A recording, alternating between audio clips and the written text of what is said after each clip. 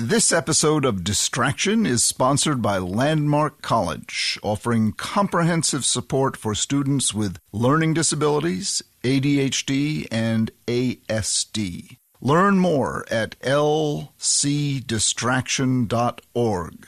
Landmark College, we teach differently. It's different than having to reason with a 5-year-old. He has older siblings, so he knows that what's down the line. But I feel like we need to master his ability to manage this addiction to help him prevent other addictions. Hello, this is Dr. Ned Hallowell, and welcome to Distraction. Today I have a wonderful episode based on a listener who wrote in with a question that probably is the number one question.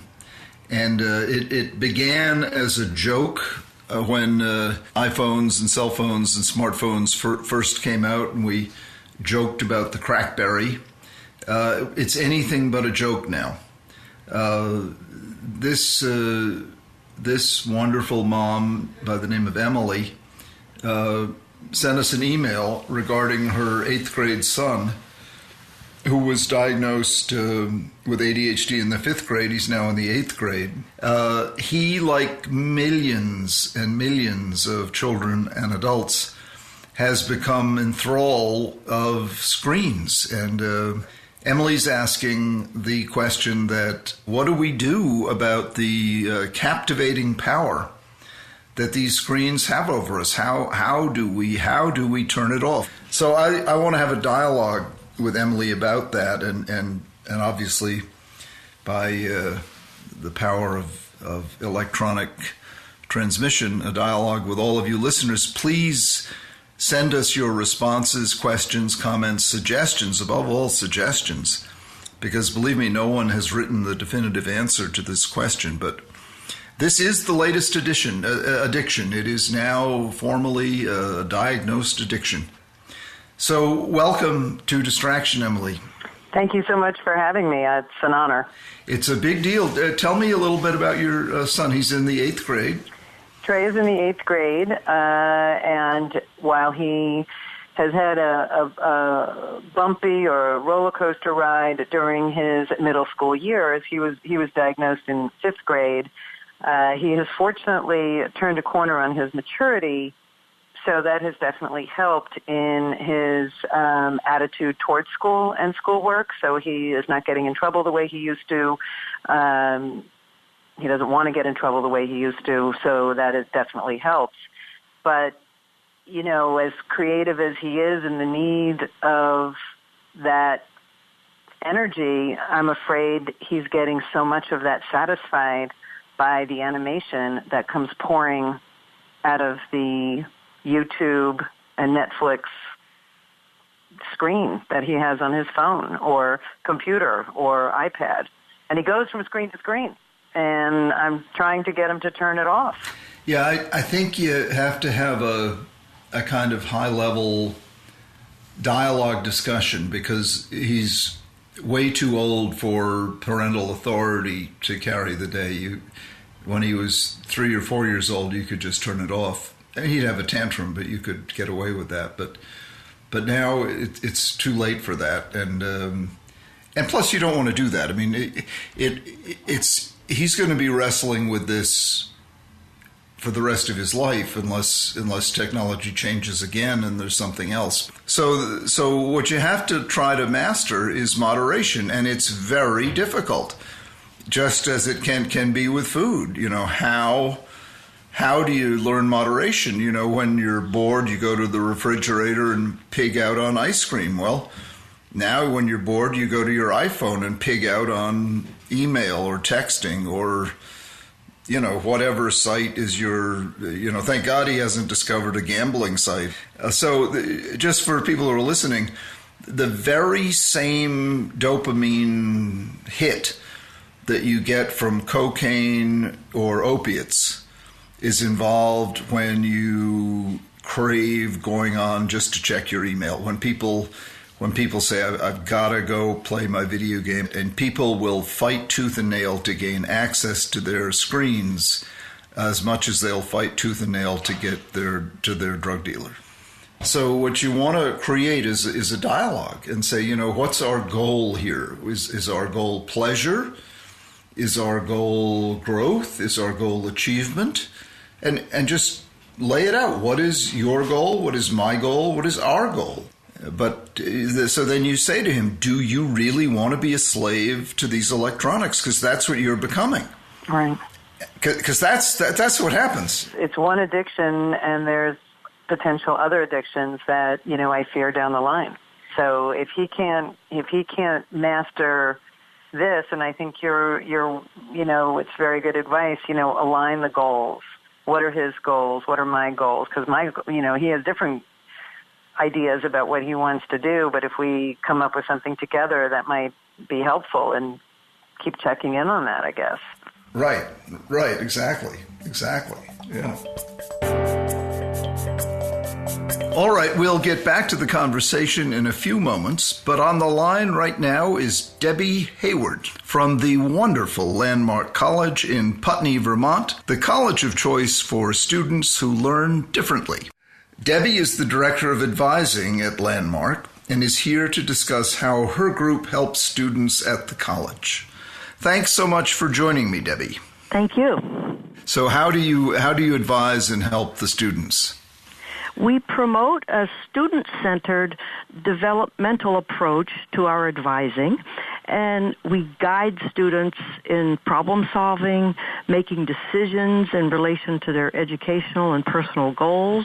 So it's individualized. It's a developmental approach, like I said, and we work to help the student realize their potential. So does each student get their own advisor? Yes, each student has their own personal advisor, so it's a one-on-one communication, and students meet with their advisor once a week for the first year, and they work on 10 different student learning outcomes, which work to get the student prepared for and understanding themselves.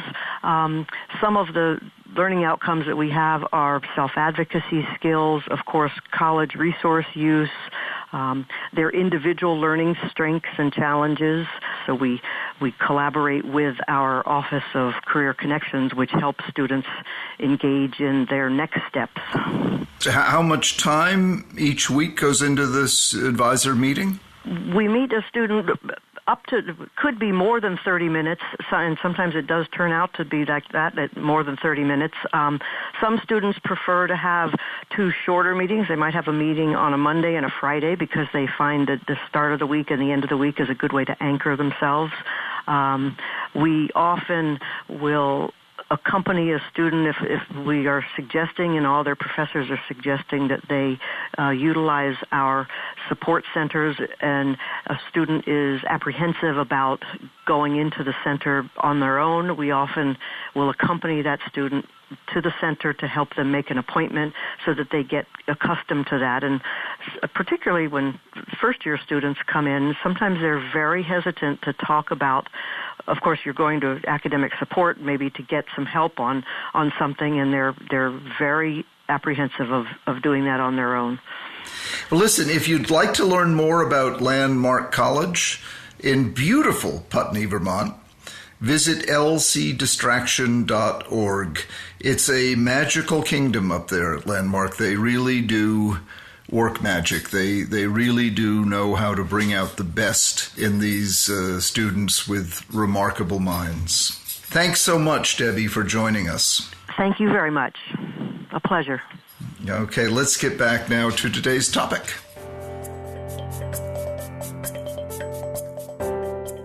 You know, as I say, because he's now 13, or almost 14, the maturity does help, and the intelligence, because, you know, it's different than having to reason with a 5-year-old. You know, I'm reasoning with somebody who does see the future. He has older siblings, so he knows that you know, what's down the line. But I feel like we need to master his ability to manage this addiction to help him prevent other addictions. Right, absolutely. And you can fill him in on the facts I just gave you. Learning to develop these muscles is maybe the most important for him, the most important growth step he can make right now. By the way, make sure he knows when he goes to a party, never, ever, ever take a pill that someone offers you. Oh, I know. Oh, believe me, I have plowed that into their heads so many times, because actually we do have a friend of my older son who was not treated for his ADHD, and when a friend gave him a pill at the age of 16, that was it. It was the beginning, and he eventually became addicted to heroin. He's now clean and has been clean for a number of years, but he described it to his mother as the first time he felt good because of that one pill. Yes, that's the thing. Well, and he's lucky that one pill wasn't fentanyl, because he would be dead. But yeah, no, and when you're given a pill and it's the first time you feel good, it's hard not to want to feel good again. It's going to be a mind over matter. Yeah, and then working with him, but getting him out of the struggle. See, that you'd really want to stay away from the struggle, because then the struggle takes on its own life, and he can pretend it's me against mom, and then he doesn't have to deal with the real underlying issue. And he can pretend it's about, mom trying to control me and all these red herrings. It's not about you trying to control him at all. It's about him trying to control himself. You're right. Control himself. Align our goals and control himself. And you're there to help him, to ally with him. Right. And not get into a struggle with him. Right. Exactly. Also you have to adjust I've adjusted my expectations, because he has his needs and every kid is different. So, I definitely, reading your book and listening to your podcast, I drink all that in, and I've learned a lot. Good, because another one of the big enemies is ignorance. There's so much ignorance out there around this stuff. And Right. And there's so much information, though. I mean, your podcast, there's several other podcasts, the books that are out there. It's not hard to find the information and help to form a path. So, but this screen addiction is new. Yeah, it is. It's brand new, and I call it screen sucking. That's my shorthand for it, Right. And the thing is it's bringing an addiction to children, to people at a much younger age. Parents give their kids the screens at such a young age, so they're giving them this addiction. Yep. At 8 or 7 or 9 or whatever. Yes, yep. When it was television, that was one thing. Then it was just a habit. Don't let him take it to bed with him. That's another thing. No, I don't. That I don't. I mean, of course, he sneaks that every once in a while, but I wasn't born yesterday, so I know when I go in and I take it from him and he hands it over. But no, that all stays in the kitchen. None of that goes into the bedroom. Well, you're a good mom, and these are the basic principles. And it's, if you can help him learn moderation with screens, that'll help him learn moderation with all the other things he's got to learn moderation with, and get him through his teen years and early 20s without becoming addicted, and you'll save him from the biggest curse that there is in the world of ADHD. Right. I agree.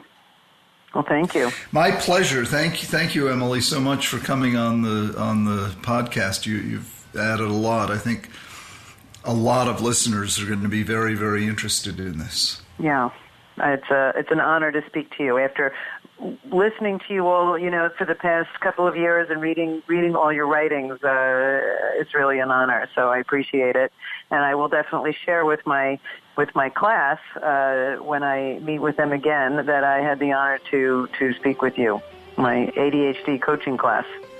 Well, thank you. Good luck in becoming a coach. You'll be a wonderful coach. Thank you. Take care. Thanks so much.